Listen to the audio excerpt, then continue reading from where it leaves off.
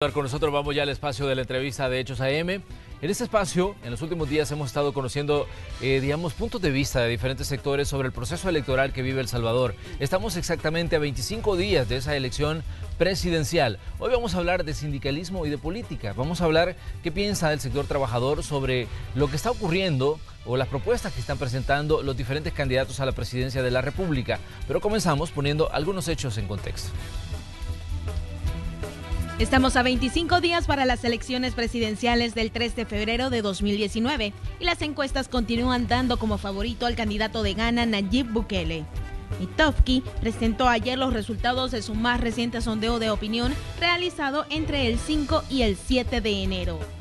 A la pregunta si hoy fueran las elecciones, ¿por cuál partido votaría usted?, el 57% de los consultados contestó que por la Alianza Nuevas Ideas, liderada por Nayib Bukele, el 31% por Carlos Calleja de la Alianza por un Nuevo País, el 11% por Hugo Martínez del FMLN y el 1% por Josué Alvarado de Vamos. También se cuestionó sobre la imagen de cada uno de los aspirantes, siendo Bukele el que goza de mayor aceptación con un 55%. Calleja le sigue con el 30%. En un tercer lugar se ubica Hugo Martínez con un 19% y en la última posición Josué Alvarado con apenas el 8%. Es importante mencionar que diversas opiniones están poniendo en tela de juicio la transparencia de las elecciones. A esto se suma el incendio registrado el fin de semana en el pabellón en donde se almacena el equipo informático de la transmisión de datos del Tribunal Supremo Electoral.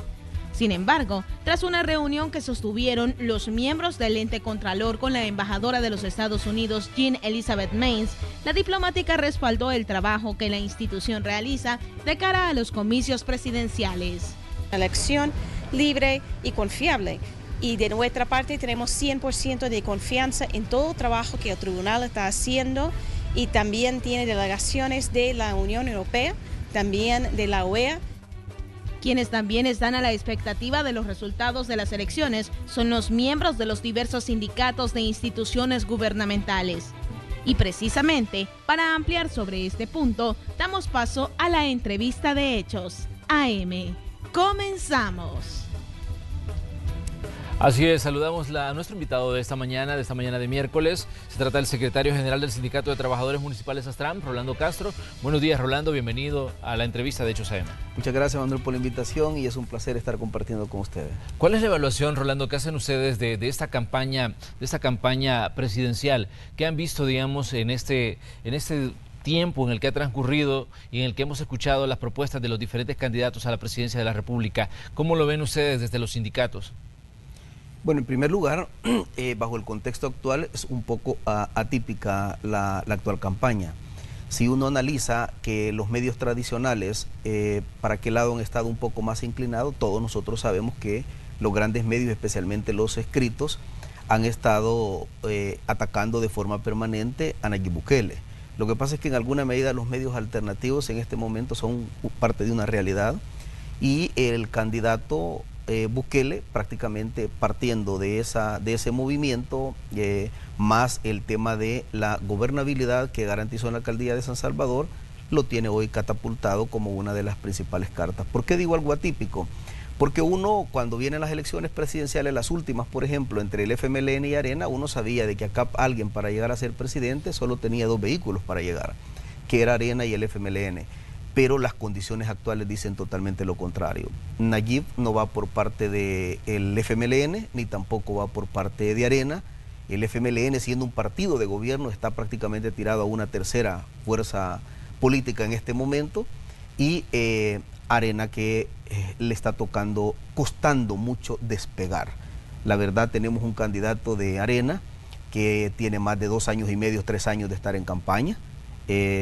Al inicio de carácter subliminal, pero apareciendo permanentemente en los medios y prácticamente hasta este momento, que faltan 20 y tantos días ya para las elecciones, no se ve un despunte, un despegue del partido Arena. Creo que eso es producto también ya de un cansancio de la sociedad salvadoreña.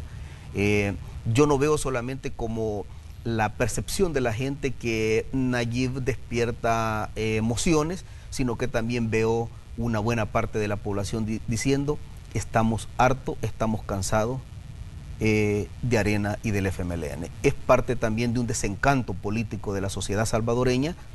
Y bueno, y solo basta, Manuel, ver en qué condiciones tiene nuestro país. ¿Y quiénes lo tienen en estas condiciones? Los tienen prácticamente en estos últimos años, 30 años, Arena y el FMLN en las condiciones que tiene este país. Un índice de desempleo del 70 y tanto %, apenas el 22.3% de las personas económicamente activas tienen empleo, un crecimiento económico en el país de los más pírricos de América Latina, y bueno, y tenemos prácticamente unas condiciones de inseguridad en El Salvador, que toda la gente honesta y correcta estamos presos partiendo de la difícil situación que nuestro país atraviesa. ¿Quiénes han gobernado este país? Arena y el FMLN. Esa es la realidad con la que tienen al país. Tienen a un país de rodillas, a un país empobrecido, a un país secuestrado, y por eso es que yo creo que la gente se ha volcado ahora y dice: no más FMLN, no más Arena. Esa es como la percepción que nosotros logramos sentir en el contacto territorial y poblacional con nuestros trabajadores y con los familiares de nuestros trabajadores. Ustedes como Astran van a mostrar simpatía, digamos, por alguno de los candidatos. Entre líneas yo leo, bueno, que usted está, digamos, hablando muy bien de Nayib Bukele. En este caso, ¿ustedes como Astran se decantarían, digamos, por darle su respaldo al candidato de Gana Nuevas Ideas? Hay como dos tipos de planteamientos en esto. Uno, el mío de carácter personal, y el tema de la organización, que es la institucionalidad como Astran. Nosotros como Astran en los últimos años hemos apoyado al partido Arena. Al doctor Quijano lo hemos apoyado en la alcaldía de San Salvador. Apoyamos al actual alcalde de San Salvador, Ernesto Mason, lo cual estamos muy satisfechos con su trabajo. Y hemos apoyado en los últimos años a Arena. Al doctor Quijano en el tema presidencial también lo apoyamos. Hoy estamos un poco ahí con el doctor, que más adelante lo podemos desarrollar, es encantado, pero nosotros a Carlos Callejas le planteamos clara y categóricamente que yendo una persona como Fito Salume a la par de él en coalición, Astran era casi imposible poderle dar su respaldo, y que él tenía dos opciones. Una opción era apartar a ese magnate y hacer cuenta de que le interesaba más el pueblo, la honradez, la probidad de nuestras organizaciones, o quedarse con él. Hasta este momento él no ha tomado ninguna otra decisión. Astran el 20 de enero anuncia prácticamente ya su decisión política a quién va a respaldar. En el caso mío personal, Manuel, sería algo, uno viene de cuna eminentemente humilde y pobre, y siempre en nuestra familia lo que nos dijeron es que uno puede perder todo, pero menos la dignidad. Yo personalmente no puedo apoyar a un candidato que lleva a un represor y a una persona negrera que ha maltratado trabajadores en este país, y que incluso tenemos una disputa bastante fuerte entre él y yo. Sería indigno de mi parte ir a apoyar a un candidato presidencial que va a tener de cabecera a un hombre de la talla y del nivel de Fito Salume, altamente cuestionado en este país y a nivel internacional. Ahora bien, entre las propuestas de los candidatos, ¿cuáles consideran ustedes que son afines a las luchas de los trabajadores? Porque ese es un punto importante también. O sea, porque hemos escuchado diferentes tipos de propuestas, diferentes tipos de planteamientos, hemos escuchado muchas quejas sobre la situación que vive el país, que usted la ha planteado perfectamente bien, pero digamos, ¿cuáles son esos puntos que son afines a los derechos o la lucha que ustedes han sostenido en los últimos años como trabajadores? Hasta este día, de los tres candidatos, no hemos visto propuestas, no hemos visto un plan de gobierno de ninguno de los tres. Si tú ves, hay un fuerte cuestionamiento de diferentes analistas políticos y un montón de gente prepago que anda por ahí diciendo que Nayib Bukele no tiene ningún tipo de propuesta. Pero cuando tú analizas seriamente quién de los tres candidatos, o de los cuatro candidatos, perdón, ha lanzado su plan de gobierno, hasta este momento ninguno ha lanzado un plan de gobierno. Carlos habla de trabajo, Carlos habla de inseguridad, Carlos habla de un montón de cosas. Ahora, hablar de eso es sencillo, pero yo creo que un candidato presidencial debe de decir: estos son mis ejes de acción, este es mi plan de gobierno y de esta manera lo voy a hacer. Hasta este momento no hay ningún candidato que ha lanzado un plan de gobierno formal, serio, responsable, hasta este momento. Nosotros lo que podemos decir es que entre los candidatos que van tenemos una muy mala experiencia del FMLN en la alcaldía de San Salvador. A nosotros la doctora Violeta Mengíbar reprimió el movimiento sindical, incluso hoy como ministra de Salud ha llegado a maltratar nuestros sectores sindicalizados en el sector salud. No tenemos un buen concepto de un gobierno del FMLN porque nos ha golpeado de la forma más tiránica que se puede golpear al movimiento sindical. Con Arena nunca hemos hecho un trato directo con el partido como tal, sino más bien con personas. El doctor Quijano se portó muy bien en la alcaldía de San Salvador. El actual alcalde de San Salvador es un hombre que ha respetado los derechos elementales de la clase trabajadora, pero con Carlos no tenemos ningún tipo de experiencia en el tema eminentemente laboral. En el caso de Nayib Bukele, como tal, podemos decir que es un hombre que con hechos y con contundencia respetó los derechos elementales del movimiento sindical en la alcaldía de San Salvador. Nayib Bukele no logró ni siquiera despedir un tan solo trabajador sindicalizado. Al contrario, si tú te recuerdas, Nayib fue por el FMLN en ese momento y había gente de Arena también. Veíamos concejales del FMLN queriendo reprimir la clase trabajadora y vimos a un alcalde con mucha autoridad diciendo: yo no puedo venir a maltratar los derechos elementales de la clase trabajadora. Pero todavía vamos aún más. Nayib Bukele, antes de retirarse de la alcaldía de San Salvador, fue presionado fuertemente por un empresario pidiendo mi destitución. Pero presión fuerte que le lanzó a través de mensajes y llamadas telefónicas y le dijo: tenés que despedirlo antes de que tú te vayas. Y todavía le hizo una última propuesta y le dijo: no lo despidas días antes, despedilo el 30 de abril, porque si tú lo despides el 30 de abril, Neto llega el 1 de mayo y ya él no va a ser responsable de ese despido, y tú sales por la puerta bien. Y Nayib fue un hombre con autoridad y le dijo: yo no voy a despedir a un dirigente sindical. Entonces puedo decir a título personal que Nayib Bukele no es un hombre que lo vamos a probar si es que defiende o mantiene los derechos elementales de la clase trabajadora, sino que nosotros ya lo vivimos por 3 años en la alcaldía de San Salvador. Muy bien, vamos a hacer una pequeña pausa comercial. Les invitamos a ustedes que sigan con nosotros. Esa es la entrevista de Hechos AM.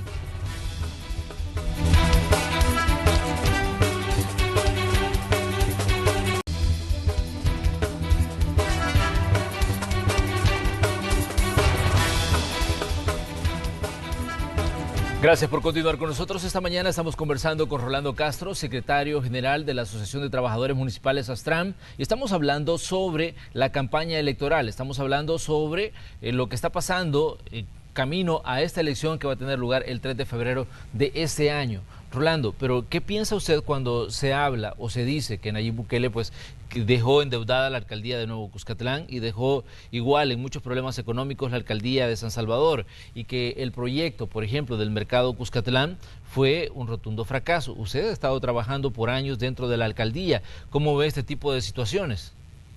Sí, cuando uno hace, la ventaja que nosotros tenemos como ASTRAM es que tenemos mucha información de casi todas las alcaldías del país.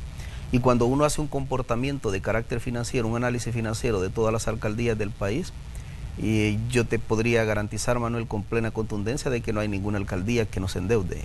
El tema es para qué sirve la deuda. De repente una persona saca un préstamo para gasto corriente, es una cosa bastante complicada. Cuando se sacan préstamos, se adquieren deudas, compromisos u obligaciones institucionales de carácter financiera, pero sirven para proyectos, creo que ahí está la inversión. Yo tomé distancia en algunos temas en la alcaldía de San Salvador con el alcalde en ese momento, pero sí puedo garantizar de que se hicieron muchas obras también, en función del pueblo, se hicieron muchas obras. Cuando uno se cruza, por ejemplo, por el propio microcentro de San Salvador, uno ve ahí alcaldes, alcaldesas de diferentes partes del país visitando el centro de San Salvador en este momento. Vemos diputados y diputadas de las diferentes fracciones legislativas tomándose fotos en el centro de San Salvador. No estoy diciendo de que es el descubrimiento de la mejor maravilla del mundo, pero estoy diciendo de que hay obras contundentes que se hicieron en ese momento. Ahora, vuelvo a repetir, en algunos temas de administración sí tomé mucha distancia en ese momento con el alcalde, porque no creí prudente ni conveniente algunas cosas que se estaban dando y que se estaban haciendo. Nosotros al final lo que servimos en las alcaldías es un poco como ente de contraloría, más que de tomas de decisiones, Manuel. Nosotros respetamos las decisiones de los alcaldes porque ellos son como los que llegan a gobernar, y lo único que sí tratamos es de que se arme un equilibrio entre dejar una alcaldía no muy presionada con el tema financiero y que también se cumplan con todos los compromisos. La alcaldía de San Salvador tiene 5.500 empleados. Es una alcaldía más grande que muchos ministerios de este país. Pero en alguna medida sí puedo decir de que hubieron bastantes obras. Ahora, la forma como se hicieron, cómo se ejecutaron, las negociaciones que se hicieron interinstitucionales, eso el movimiento sindical no tiene mayor acceso. En estos últimos días hemos escuchado también mucho sobre el tema de los debates y de pronto, bueno, Nayib Bukele hasta ahora pues no ha participado en ninguna de estas situaciones. Bueno, el que se dio en la Universidad de El Salvador pues no tuvo o no contó con la participación de él. ¿Cómo ven ustedes, por ejemplo, el hecho de que el candidato a la presidencia, Nayib Bukele, pues intervenga mucho, más que todo en redes sociales, y aparezca solo en, digamos, en pocos eventos a nivel público, interactuando con el ciudadano? Cuando el doctor Quijano iba como candidato presidencial, yo me reuní con él, faltando aproximadamente mes y medio para las elecciones. Y yo lo que le recomendaba al doctor Quijano en ese momento es de que a veces no se ganan las elecciones quien hace mejores cosas, sino quien menos se equivoca, Manuel. Y el caudal que Nayib Bukele tiene en este momento no da para estarse desgastando y estar llegando a lugares incluso que pueden ser muchas veces trincheras de emboscadas. Yo creo que en El Salvador debería de legalizarse e institucionalizarse bajo un régimen jurídico por lo menos 1 o 2 debates, pero 2 debates donde estén las reglas del juego sumamente claras. En la Universidad de El Salvador nosotros conocimos a través de los compañeros del movimiento sindical ahí, de que incluso habían fraguado preguntas a determinados candidatos, que se las habían enviado, y mientras que otros no tenían esas condiciones. Entonces de repente tú vas a un debate, Manuel, y se dice, mire, hable por ejemplo del tema, ¿cuál es el índice de desempleo en El Salvador? Y luego tú te quedas, sí, es que la verdad es que es mayoritariamente grande y que no sé qué, pero no tenés datos. Otra persona que ya sabe de carácter anticipado dice, el 22.3 de las personas económicamente activas tienen empleo y se necesita 1 minuto y medio para contestar. Entonces yo sí creo de que todavía en El Salvador tenemos una incipiente democracia donde las reglas del juego todavía no están bien dadas. Y yo puedo garantizar lo siguiente, si Nayib no asiste a un debate, eso no se va a llamar debate. Porque si tú ves, uno se queda sorprendido. Hace 5 años, hace 7 años, todos los salvadoreños estábamos convencidos de que aquí el gran debate fuerte y frontal iba a ser entre FMLN y Arena. Tú ves casi 2 hermanitos ahorita, juntitos, atacando a un solo candidato. Algo inédito e inexplicable, pero estamos hablando que si Nayib no llega a ninguno de esos debates, no se va a poder llamar debate. Cuando están las reglas claras y definidas, yo creo que uno no hay que rehuir al debate. Pero cuando las reglas no están bien definidas, creo que sí vale la pena pensar. Y concluyo con esto, la elección no se gana con quien hace mejores cosas, sino cuando en la recta final es aquella persona que menos se equivoca. Y creo que Nayib tiene un caudal. La última encuesta que ustedes incluso acaban de dar a conocer en la introducción, ni incluyendo a Arena y al FMLN juntos, tienen la posibilidad de llegarle. Entonces yo creo de que el candidato ha llegado a un momento que debe de cuidar su caudal que tiene. ¿Visualizan ustedes una segunda vuelta en esta elección presidencial? Porque el presidente del Tribunal Supremo Electoral lo decía acá, y él decía de que sí visualiza una segunda vuelta. Pues un poco paradójico que el presidente del Tribunal Supremo Electoral esté diciendo eso, porque un presidente del Tribunal Supremo Electoral está precisamente para llevar a cabo las elecciones y para el conteo de las elecciones, pero no para armar previsiones o proyecciones políticas. Yo no me atrevería a dar un dato porque, repito, que esta elección es atípica. ¿Por qué? Porque cuando Arena y el Frente van a una elección presidencial, tú ya puedes hacer un análisis de cuánto es el voto duro de cada uno de los partidos políticos y cuánto es el plus o el valor agregado que necesitan para ganar la presidencia. Pero en este momento, que el efecto y el fenómeno Nayib Bukele está presente y está por encima de todo, Y cuando tú vas al terreno y ves a la gente un desencanto total, que no quieren saber nada de Arena ni del FMLN, no puede atreverse uno a decir, este es el voto duro del Frente, este es el voto duro de Arena y este es el voto duro de Nayib. Nadie lo puede decir. ¿Y cuál es el plus que se necesita para ganar? Nadie lo puede decir. Podríamos estar, si una lógica política funcionara en El Salvador, podríamos estar diciendo que debería, bajo los datos estadísticos de las últimas elecciones, haber una segunda vuelta. Pero con este fenómeno atípico que está, quién sabe y el pueblo se desmorone el día de las elecciones y Nayib Bukele sea el presidente en primera vuelta. La verdad es impredecible bajo las condiciones y el contexto actual, que tenemos una figura nueva, un actor nuevo, no tiene caudal político histórico en temas presidenciales, no hay datos estadísticos que lo acompañen y podríamos estar a las puertas del desmoronamiento de un pueblo yendo el día de las elecciones a votar no solo a favor de Nayib Bukele, sino a dar un voto de castigo y de condena a Arena y al FMLN. ¿Qué dicen ustedes respecto a los puntos de ataque hacia el candidato Bukele en el sentido de que tiende a victimizarse muchas veces, dicen a través de redes sociales, que siempre, digamos, su mejor defensa ha sido el hecho de decir que está siendo víctima de una campaña sucia de los otros partidos? Es que lo que pasa es que yo creo que Nayib es un hombre actualizado en política y creo que Arena y el Frente todavía siguen actuando con campañas de hace 20, 30 años.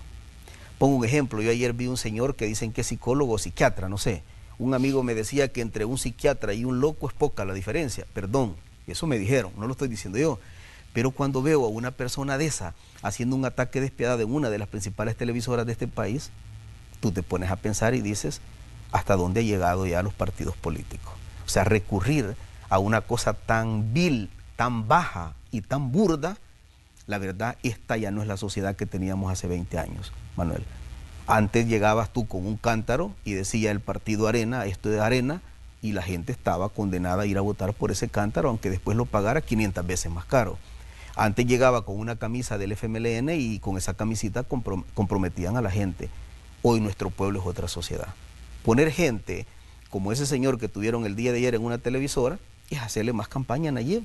Es que Arena y el Frente no se dan cuenta que en la medida que ellos no actualizan y ya no tienen tiempo para resetearse, prácticamente ellos le han hecho la campaña a Nayib Bukele. O sea, Nayib es un hombre que si tú no lo ves en el terreno, y ves a Carlos en el terreno, y ves al Frente en el terreno, son maquinarias electorales de terreno, incluso de territorio. Y lo más complicado, de que en un posible escenario de segunda vuelta, si Arena fuera solo, dijera, pues entonces yo sumo el voto de PCN, yo sumo el voto de PDC, yo sumo el voto de no sé qué, y hasta puede sumar 50 votos que tiene Democracia Salvadoreña. Los puede sumar. Pero es que Nayib ahorita está siendo contundente y derrotador a todos. Comúnmente dice, en vaca. Si hubiera una posible segunda elección, ¿y de dónde va a sacar, dónde va a pescar Arena? ¿Dónde van a pescar? Si ya tiraron el todo por el todo. Tienen el todo por el todo. Sin embargo, mucha gente del FMLN que sea un voto duro en una posible segunda vuelta, ese voto duro del Frente jamás ni nunca va a dar un voto por Arena. Entonces ahora, tiene las condiciones Nayib de ganar en primera vuelta y en una segunda vuelta es contundente también. Ahora bien, pero ¿qué pasó el fin de semana y los 3 días que se convocó a la gente para que fuera a defender el voto? Porque hasta ahora mucha gente dice que ese fue un fracaso y que no funcionó la convocatoria que se hizo, digamos, para pedirle a la gente que se sumara digamos, a la defensa del voto. Pues acá hay dos versiones. Una, que cuando pusieron los canopis, cabal en la mañana le fueron a tomar foto y no había gente, eso es obvio. Y que lo ha mandado muy bien la oposición de Nayib, lo ha hecho ver como algo raquítico. Pero yo en una conversación que tuve con él le preguntaba, mira Nayib, ¿cómo fue eso? Y aquí me dice, aquí están los listados, aquí están las firmas de la gente que llegó y cerca de 144,000 firmas que llegaron a decir, aquí vamos a estar presentes. Yo no puedo dar datos sobre eso, si una es la verdad u otra es la verdad. Lo que sí puedo decir es que hay dos versiones. Creo que en términos mediáticos sí ha quedado como una percepción. Tanto el Frente y Arena han hecho ver de que fue un total fracaso. Y como esto, le decía yo a Nayib, no solamente es de realidades, sino que el tema político es de percepciones. Creo que, a mi juicio, sí no fue como la decisión más sensata haberla tomado, precisamente un 3, 4 y 5 de de enero, cuando la gente viene incluso de celebrar una despedida de año viejo. Bueno, para cerrar este espacio de entrevistas, Rolando, me gustaría que me diera su opinión respecto a situaciones que han ocurrido en las últimas semanas de 2018 y estos primeros días de 2019. El hecho de que se eligió un nuevo fiscal en la última sesión plenaria y ese fiscal pues ya tomó posesión. ¿Cómo ven ustedes este proceso? Y además hay una serie de cuestionamientos al nombramiento del fiscal. ¿Cómo lo ven ustedes desde la parte sindical, considerando que usted en diversas ocasiones ha recurrido a la fiscalía para que le asistan en situaciones que digamos que le han afectado? Claro. No, en primera, yo creo que hay que felicitar a la Asamblea Legislativa sobre la elección del fiscal y sobre el tema del presupuesto general de la Nación. Fíjese, dicen que este fiscal es de Arena, pero yo quiero dejar claro, es que Arena no estaba por elegir a este fiscal.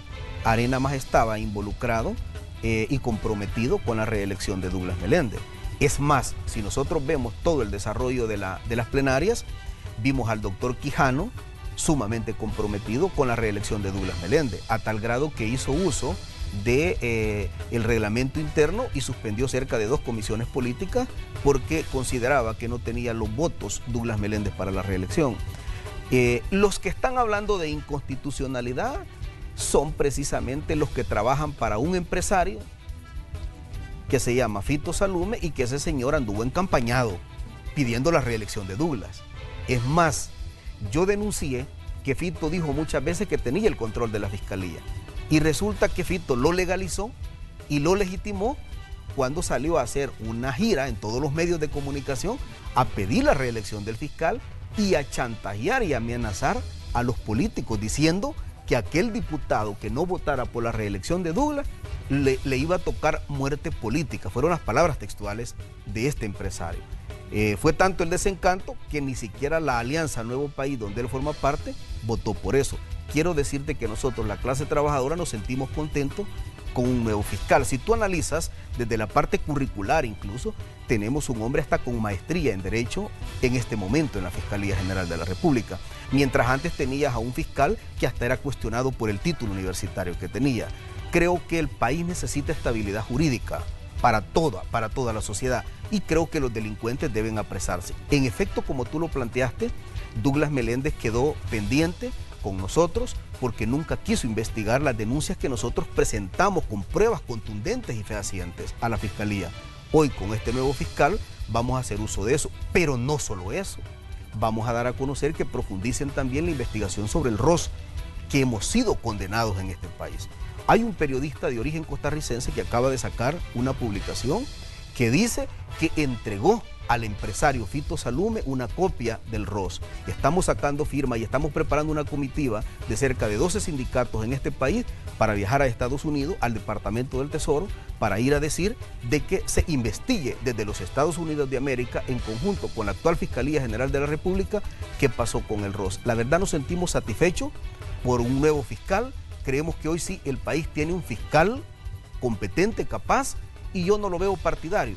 Vuelvo a repetir, el doctor Quijano hizo hasta lo imposible por reelegir a Douglas Meléndez y no quería al actual fiscal general. Sin embargo, quedó producto de una realidad y de una aritmética legislativa que definió 83 votos para elegir al actual fiscal. Yo conozco su parte curricular del señor fiscal, conozco su trayectoria y hasta este momento un hombre con una conducta intachable y con un nivel de profesionalismo excelente. Le deseo el mejor de los éxitos y que investigue muchos casos de cuello blanco que hasta este momento el fiscal anterior no lo quiso hacer. Muy bien, Rolando, gracias por estar aquí esta mañana de miércoles, gracias por venir a conversar con nosotros. Muchísimas gracias a ustedes. Vamos a una pausa y regresamos con más de Noticiero Hechos.